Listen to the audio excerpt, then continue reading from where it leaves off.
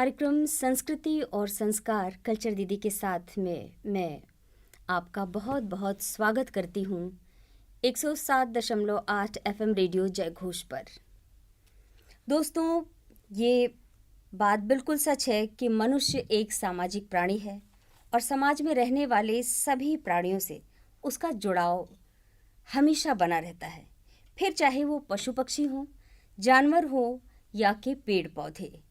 हम सभी वन्य प्राणी सप्ताह भी मनाते हैं और आज का हमारा विषय भी है देवी देवताओं के वाहन, जिस पर आज हम बातचीत करेंगे। और हमारे स्टूडियो में हमारे आज के मेहमान हैं डॉक्टर जितेंद्र शुक्ला जी। डॉक्टर साहब, हम आपका अपने शो में संस्कृति और संस्कार में बहुत बहुत स्वागत करते हैं। धन्यवाद। आप वन्य जंतु विशेषज्ञ रहे हैं, आप इस पे बहुत काम कर रहे हैं जी। और आपने विलुप्त प्राय हिरण प्रजाति शंघाई पर भी शोध किया है। जी। और वन्य जंतुओं पर आधारित विभिन्न शोध आप लगातार करते रहे हैं। विषय से संबंधित आपकी 4-5 पुस्तकें भी प्रकाशित हो चुकी हैं। जी। तो आज का जैसे हमारा विषय ही है जी। देवी देवताओं के वाहन, जी। तो हम यहीं से अपनी बात आज शुरू करते हैं जी।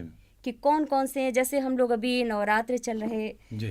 थे और हर जगह शेरों पे सवार देवी माता की हम बात करते थे कि शेरों पे सवार जो मैया हैं जी। उनका किस तरह से पूजन अर्चन होना है। और बहुत सारे लोक संस्कृति में देवी गीत गाए जाते हैं। जी। तो और गणपति बप्पा की जब बात आती है तो हमेशा मूषक राज की बात होती है। तो ये जो देवी देवताओं के वाहन हैं, ये कौन कौन से हैं और क्यों हैं? मैम, हमारी जो सनातन संस्कृति है जी, वो जंतुओं के संरक्षण और संवर्धन के लिए वैदिक काल से ही इस पे कार्य हो रहा है। हमारे जो ऋषि मुनि हैं उन्होंने पहले से ही ये सारी चीज़ें बना रहे हैं। आज के वर्तमान परिप्रेक्ष्य में हम नए नए शब्द सुनते हैं, जैसे बायोडाइवर्सिटी हो गया, जिसको जैव विविधता कहते हैं। 1968 से इसका उद्भव होता है। लेकिन आपको जान के आश्चर्य होगा, जैसे आपने जिक्र किया कि गणेश जी हमारे मूषक पे उनका सवार होके वो अपने आप को रिप्रेजेंट करते हैं। वहीं आप देखिए इंद्र भगवान है, वो एरावत हाथी पर। तो देखिए, मैं समझाना क्या चाह रहा हूँ, एक बहुत ही सूक्ष्म एनिमल है और एक बहुत बृहत है। ठीक है। इसी तरीके से आप कार्तिकेय को ले लीजिए, वो मोर पे विराजित हैं, जिनको साउथ में हम मुर्गन भगवान के नाम से जानते हैं। आगे और भी आप यमराज जी को ले लीजिए, वो भैंसे पे सवार हैं। तो ये जो सिंबॉलिक सिंबल है, ये जो वाहन हैं, ठीक है, इसके पीछे कारण क्या है? कारण उसका यही है कि जो हमारी सनातन संस्कृति है वो ये संदेश देती है कि इस पारिस्थितिकी तंत्र में समस्त जीवों का अपना एक इम्पोर्टेंस है। ना कोई छोटा है और ना कोई बड़ा है। इसी को कालांतर में हम बायोडाइवर्सिटी से जोड़ते हैं। तो ये मैम कॉन्सेप्ट है उसका। जो विकसित राष्ट्र हैं वो आज बायोडाइवर्सिटी को लेके चिंतित हैं। वो प्रयास कर रहे हैं कि स्पीसीज को हमें सेव करना चाहिए। जैसे एक एग्जांपल के तौर पे मैं बात करूंगा कि भाई हम कहते हैं कि हमें टाइगर को बचाना चाहिए, सेव टाइगर बोलते हैं। हमारी सनातन संस्कृति में तो माँ दुर्गा के ऊपर, जैसा आपने अभी बोला कि वो विराजित होती हैं, तो क्यों बचाना चाहिए? उसका अपना एक मैसेज है, क्योंकि जब जंगल में टाइगर होगा तभी जंगल बच पाएंगे। अब अगर टाइगर को आपने डिस्ट्रॉय कर दिया, ख़त्म कर दिया, तो जंगल ख़त्म हो गया और जंगल में अगणित बहुत सारी प्लांट और एनिमल स्पीसीज जो हैं वो ख़त्म हो जाएंगी। तो ये पारिस्थितिकी तंत्र चलेगा कैसे? हम मनुष्य भी इसी पारिस्थितिकी तंत्र का एक चरण है, बिल्कुल। तो अगर पारिस्थितिकी तंत्र नष्ट हो गया तो हम मनुष्य भी नष्ट हो जाएंगे। शायद ये बात हमारे ऋषि मुनि या हमारी जो सनातन संस्कृति है उसके जो पोषक थे उनको ये बात बहुत पहले मालूम थे, जो आज विश्व देख रहा है अभी 50 साल से या 100 साल से, तभी से तो हम सुन रहे हैं कि भाई बायोडाइवर्सिटी, जैसे मैंने आपको बताया कि 1968 में एक वैज्ञानिक हुआ रेमंड, उसने सबसे पहले इस शब्द का उद्घोष किया। हमारी संस्कृति में तो आदिकाल से ये सारी चीजें हैं, सही बात, जो अब खोज रहे हैं वो जो हम वर्षों से, अब, सदियों तो से। ये एग्जाम्पल है कि हमारे जो ऋषि मुनि थे वो एक वैज्ञानिक सोच को लेके आगे बढ़ रहे थे। और देखिए, जैसा कि हम लोग पढ़ते भी आए हैं कि मनुष्य का जन्म ही पानी से हुआ। जी मैम, इसमें मैं बहुत अच्छा आपको एक एग्जांपल देना चाहूँगा कि जैसे आप भगवान विष्णु का अवतारों की आप श्रृंखला लीजिए, 12 अवतार के नाम से हम जानते हैं। तो भगवान विष्णु का जो प्रथम अवतार होता है वो मत्स्य अवतार है। अब आप देखिए, अगर वैज्ञानिक दृष्टिकोण को इम्प्लांट करेंगे तो जो इवोल्यूशंस की बात आती है कि सबसे पहले किसी कोशिका का जो जन्म हुआ वो जल से हुआ। तो ठीक वही कॉन्सेप्ट यहाँ पे है कि भगवान विष्णु मत्स्य अवतार में आते हैं, फिर थोड़ा सा आगे ग्रोथ करते हैं, कच्छप अवतार आता है जो कि टेरेस्ट्रियल इन्वायरमेंट और एक्वेटिक इन्वायरमेंट, मतलब स्थल में और पानी में दोनों में सर्वाइव करता है। तो आप देखिए ग्रेजुअली वो चेंज होते चले जा रहे हैं। एक अवस्था आप देखते हैं कि जब उन्होंने हिरण्याक्ष नामक राक्षस का वध किया तो वो आधे मनुष्य और आधे सिंह अवतार में आते हैं। नरसिंह अवतार में, नरसिंह अवतार जिसको आप बोल रहे हैं, ठीक है, नरसिंह अवतार में आते हैं। तो ये अगर विज्ञान के दृष्टिकोण से देखें तो ऐसे ही तो डेवलपमेंट हुआ। एवोल्यूशनरी हिस्ट्री जो तथाकथित हम पढ़ते हैं विज्ञान में, वो यही बोलती है कि हम पहले पानी से चले और हम स्थल तक आए, फिर इसके बाद उनके आगे के अवतार देखिए, भगवान राम का अवतार, मतलब अब पूरी तरीके से हम एक डेवलप ब्रेन के साथ इंसान में कन्वर्ट हो चुके हैं। तो आप देखिए सनातन संस्कृति कितना अच्छा एग्जाम्पल आपके सामने भगवान विष्णु के रूप में वो प्रस्तुत कर रहे हैं कि हमारा पूरा जो विज्ञान है वो सनातन संस्कृति के ही इर्द गिर्द है। मतलब मैं सिर्फ ये समझाना चाह रहा हूँ कि हम आज विज्ञान को लेके इतना पढ़ रहे हैं कि ह्यूमन इवोल्यूशंस हुआ, लेकिन हमारी सनातन संस्कृति में तो आदिकाल से ये चीज़ें पढ़ाई जा रही हैं। सही बात है, बिल्कुल।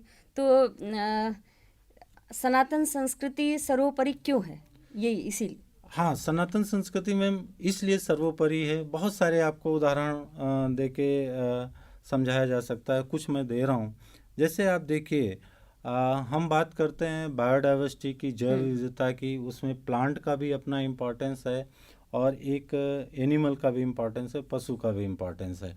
आप छोटा सा एग्जांपल देखिए कि जैसे हमारे हिंदू रिचुअल्स में किया जाता है कि किसी भी व्यक्ति की मृत्यु होने के पश्चात बांस का वो बनाया जाता है जिसमें उस मृत्यु सैया जिसको बोलते हैं उसको लेके जाते हैं, जिसमें लिटा कर ले जाते हैं।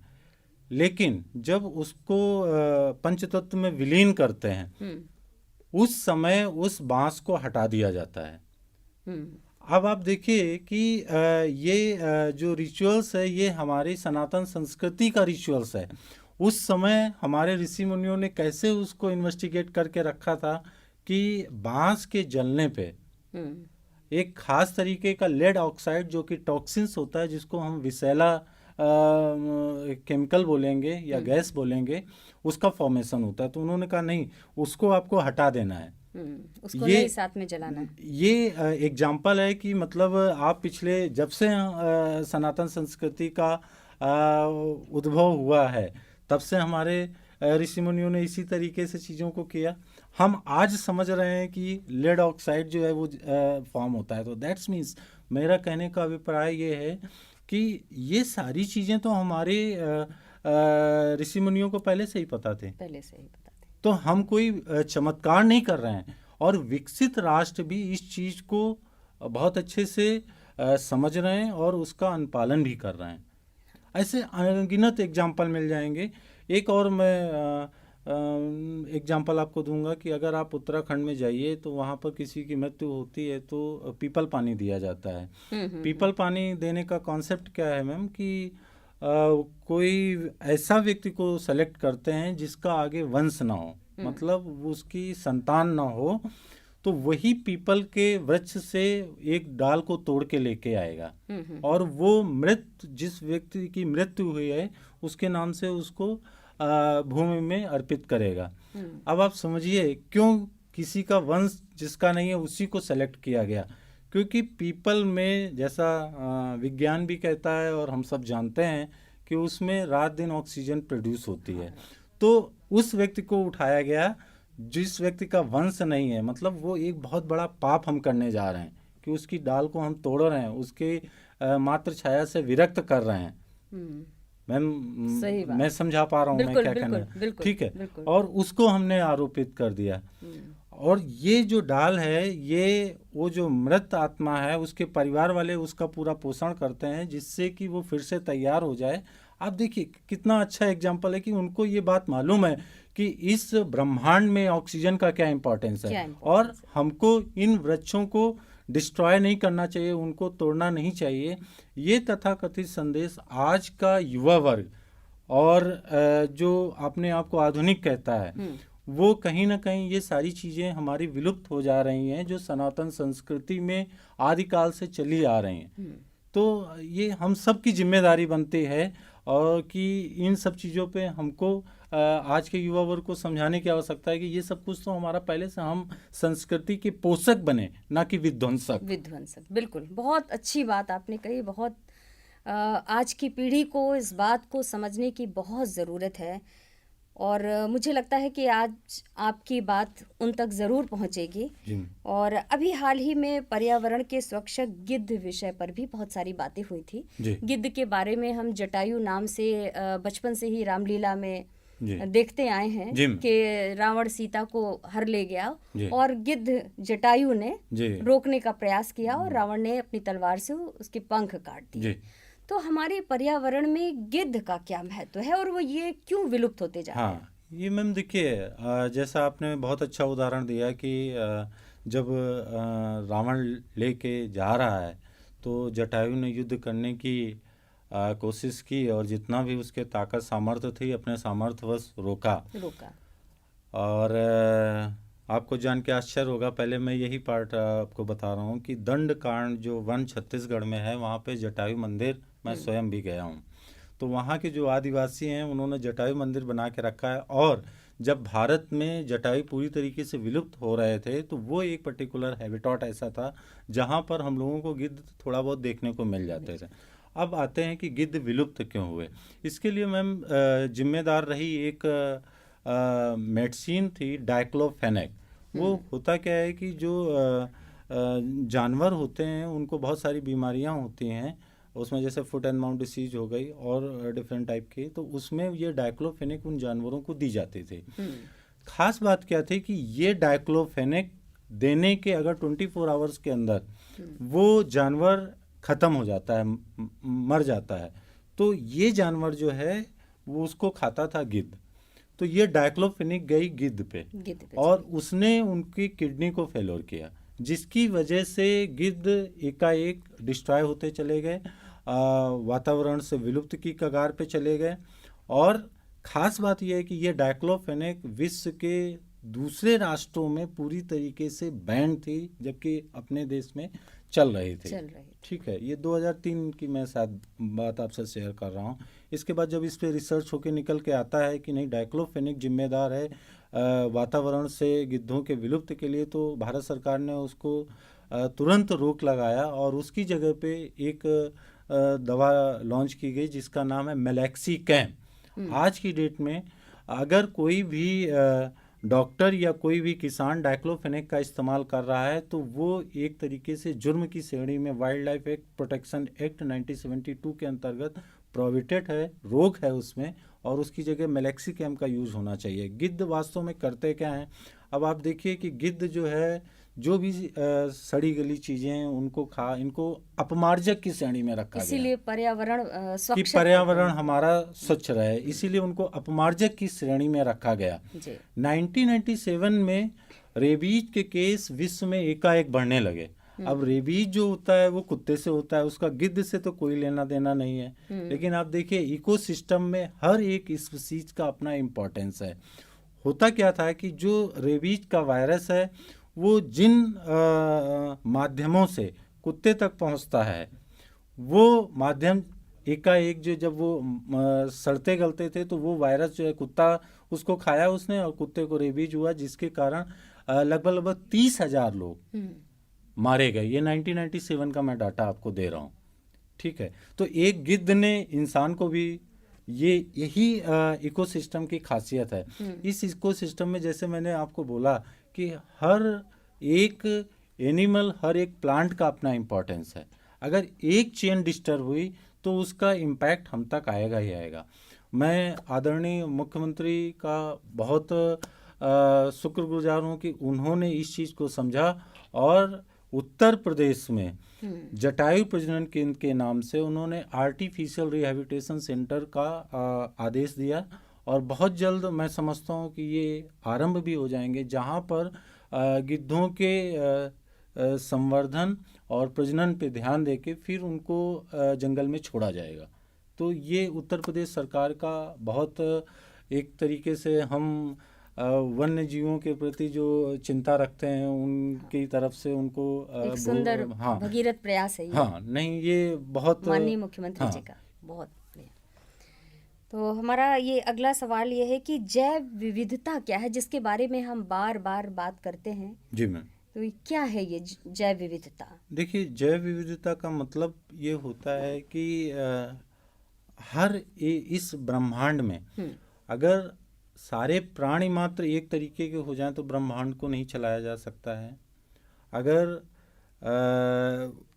सूक्ष्म जीव एक तरीके के हो जाएं तो ब्रह्मांड को नहीं चलाया जा सकता है। तो इसी तरीके से जैव विविधता के अंतर्गत जैव में वेरिएशंस, चाहे वो प्लांट स्पीसीज हो चाहे वो एनिमल स्पीसीज हो, उन सब में वेरिएशंस होने चाहिए। लाइक दैट, जैसे एक चूहा है, हमने आपने उदाहरण दिया है कि गणेश जी का वाहन है, एक हाथी है और एक टाइगर है। इन दोनों का प्रत्यक्ष रूप से आपको लगता है कि कोई संबंध नहीं, लेकिन जैव इकोसिस्टम में इनका अपना इम्पोर्टेंस। तो जैव विविधता मतलब variation of plant and animal species, ये विज्ञान के दृष्टिकोण से मैं बता रहा हूँ, और जो हमारी सनातन संस्कृति में पहले से ही जैव विविधता पूरी तरीके से एक्सप्लेन है कि हम सब की डिपेंडेंसी किसी एक सोर्स में नहीं होनी चाहिए, इसलिए प्रकृति ने जैव विविधता किया। आपको जान के ये आश्चर्य होगा कि जो भारत है वो विश्व में जैव विविधता 70% लेके बैठा हुआ है, और समस्त विश्व का 2.4% भूभाग भारत में समाया हुआ है। दैट्स मीन्स ये जो डाटा मैं आपको दे रहा हूँ ये इंडिकेट करता है, ये बताता है कि हम जैव विविधता में बहुत रिच हैं। लेकिन धीरे धीरे हम इस जैव विविधता को खोते जा रहे हैं, और अगर हम जैव विविधता को इसी तरीके से खोते रहे तो वो दिन दूर नहीं है कि हम दूसरे कंट्री की तरीके हम भी इस जो प्रकृति ने हमको संपदा दी है उससे हम विरक्त हो जाएंगे। सही बात है। तो क्या एक दो उदाहरण के साथ ये बताया जा सकता है कि जैव विविधता में पादप का क्या महत्व है? जी मैम, जैव विविधता में देखिए पादप का ठीक उसी तरीके से महत्व है जिस तरीके से किसी एनिमल का महत्व है या जानवर का महत्व है। जैव विविधता में जैसे आप प्लांट, मैं एग्जांपल लेता हूँ वट वृक्ष की, जिसको आप बरगद के परिभाषित करते हैं, बरगद जिसको बोलते हैं, ठीक है मैम। तो आप ये देखिए कि ये बरगद जो है वो सबसे ज़्यादा आज के वैज्ञानिक भी इसको प्रूव करते हैं कि ऑक्सीजन और दूसरे मिनरल्स, खास तौर पे पॉल्यूटेड एयर को प्यूरिफाई करने का काम करता है। प्यूरिफायर है, ये नेचुरल प्यूरिफायर है। तो हमारे ऋषि मुनियों ने, आपने देखिए कि उन्होंने तपस्या की वट वृक्ष के नीचे जाके, अब आज के विज्ञान के दृष्टिकोण से आप समझने की कोशिश करिए कि उन्होंने वट वृक्ष को ही क्यों सेलेक्ट किया। वहाँ का जो एयर था वो पूरी तरीके से साफ था, इसलिए उन्होंने किया। तो आप देखिए जैव विविधता में प्लांट का भी अपनी जगह पे इम्पोर्टेंस है, इसी तरीके से, है ना। और बिल्कुल देखिए, पुराने हमारे अगर चूहों को देखा जाए तो उनकी जो क्षमता है वो किस तरह से उनका बस चले तो वो पूरी सुरंग खोद जी जी डालें, जी जी। है ना। हम्म। और हम अगर गिद्ध की बात करते हैं तो गिद्ध के बारे में भी यही जानकारी है कि 100 किलोमीटर दूर तक हाँ। देख सकता है। जी जी रामायण में संपाति ने सीता जी का पता ऐसे ही जी बताया था। जी तो ये जो वन्य जीव हैं जी। कितने महत्वपूर्ण हैं हमारे लिए। हर एक वन्य जीव का अपना एक महत्व है मैम। जैसे इसी को हम खाद्य श्रृंखला के नाम से परिभाषित करते हैं। जैसे आपने एग्जाम्पल दिया कि चूहा, चूहे को खाएगा सांप। तो चूहा मान लीजिए किसान के फसलों को डिस्ट्रॉय करता है। अगर आप डाटा उठाएंगे तो टोटल जो अनाज का उत्पादन है उसका अप्रॉक्स लगभग 18% चूहे जो है वो डिस्ट्रॉय करते हैं। आज चूंकि इकोसिस्टम डिसबैलेंस हो रहा है, डिसबैलेंस हो रहा ठीक है, तो जो हमारी प्रकृति ने क्या किया, चूहे को खाएगा सांप, सांप को खाएगा मोर या गिद्ध। तो ये देखिए एक चेन बनती चेन हुई बनी। नज़र आ रही है। अब इस चेन में से अगर आपने चूहे को ख़त्म किया या चूहे का प्रोडक्शन ज़्यादा हो गया तो ये चेन डिस्टर्ब हो जाएगी। अगर मोर गायब हो गया तो ये तो चेन चेन डिस्टर्ब हो डिस्टर्ब जाएगी। होगी। और अगर सांप खत्म हो गए तो ये चेन डिस्टर्ब हो जाएगी। हम आदिदेव शंकर जी की बात करते हैं तो आपने जैसा देखा कि वो स्वयं सांप को धारण किए धारण हुए किए हैं। हैं। तो हम लोग जो बात जिस विषय पे कर रहे हैं वो यही है कि हमारे जितने भी देवी देवता हैं वो सब इस जैव विविधता के पोषक हैं।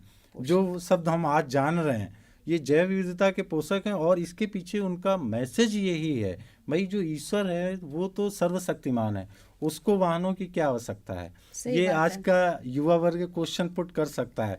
लेकिन ये इसीलिए सिंबॉलिक इन देवताओं ने रखा कि नहीं, प्रकृति में इनका क्या इम्पोर्टेंस है। एक छोटे से चूहे से लेके जो बात हम लोग कर रहे हैं कि एक सांप हो गया, हाथी हो गया या शेर हो गया, शौर्य का प्रतीक है कि आप अगर अपने कर्म के प्रति शौर्यवान नहीं हुए तो आप अपने आप को सफल नहीं बना सकते हैं। ये भी एक मैसेज छिपा हुआ है।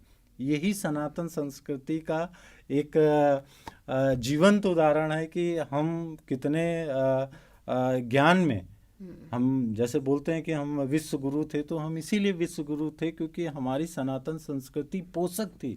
पोषक थी, बिल्कुल। तो अभी हाल ही में बड़ी अच्छी पहल की हमारे माननीय प्रधानमंत्री नरेंद्र मोदी जी ने। जी नामीबिया से चीते लाए गए भारत में। जी तो क्या पहले हमारे यहाँ चीते नहीं थे, या थे तो क्यों विलुप्त हो गए? जी मैम, क्यों लाने की देखिए जरूरत पड़ी? चीते जो हैं वो भी खाद्य श्रृंखला का एक आवश्यक घटक हैं। और 1952 में इन चीतों को भारत सरकार ने विलुप्त घोषित किया है। इससे पहले भारत में अगर आप इतिहास देखेंगे तो चीते थे और राजा महाराजा चीतों को पाल के रखते थे, वो शिकार करने के लिए लेके जाते थे चीते। तो ये डिस्ट्रॉय क्यों हुए, वो यहाँ से एक्सटेंट क्यों हुए, उसके पीछे का कारण सिर्फ ये है कि उनका जो नेचुरल हैबिटेट था चीतों का वो डिस्ट्रक्ट होता चला गया। जो प्राकृतिक आवास था उसको हम इंसान अपने लालचवश ख़त्म करते चले गए। और इसके साथ साथ उनका अवैध शिकार बहुत हुआ, क्योंकि वर्तमान काल में भी ये जो जीव हैं इनका शिकार इसीलिए किया जाता है। आपको जान के आश्चर्य होगा कि एक टाइगर, एक बाघ की अंतर्राष्ट्रीय बाजार में कीमत लगभग 4 करोड़ रुपए है। और टाइगर का हर एक अंग इस्तेमाल कर लिया जाता है। तो ठीक वही प्रोसेस वहाँ पे हुआ। चीतों के साथ भी यही एक कारण जुड़ा जिसके कारण वो समूची स्पीशीज भारत से विलुप्त हो गई। और प्रधानमंत्री की ये पहल वास्तव में जीव विज्ञानियों के लिए एक नई आशा लेके आई है कि भारत के हैबिटेट में फिर से चीतों का पोषण और संवर्धन होगा, ऐसी हम अपेक्षा करते हैं। सबसे लास्ट में जो चीते का शिकार किया वो कोरिया के राजा थे रामानुजादेव जी। उन्होंने 3 चीतों का शिकार किया था कोरिया में, और उसी के बाद फिर चीते देखने को मिले नहीं। No. और आफ्टर 70 ईयर, 70 साल के बाद फिर से प्रधानमंत्री जो है कि विशेष पहल के कारण चीते भारत के हैबिटेट में री इंट्रोड्यूस किए जा रहे हैं। बहुत सुंदर। और अब समय भी हो चला है। हमारा बहुत छोटा सा आखिरी सवाल यह है कि भारतीय संस्कृति में आदिकाल से वन्य जीवों के संरक्षण की परंपरा रही है, जी। लेकिन इस समय बड़ी विसंगतियां देखी जा रही हैं। तो इनको किस तरह से रोका जा सकता है? क्या समाधान है? इसका एक्चुअल में इसके पीछे जो कारण मैं देखता हूँ वो हम इंसानों का लालच है जो दिन पे दिन बढ़ता जा रहा है, और हम इस चीज़ को नहीं समझ पा रहे हैं कि इन जीव जंतुओं, इन पादपों से ही हमारे जीवन का भी सह अस्तित्व जुड़ा हुआ है।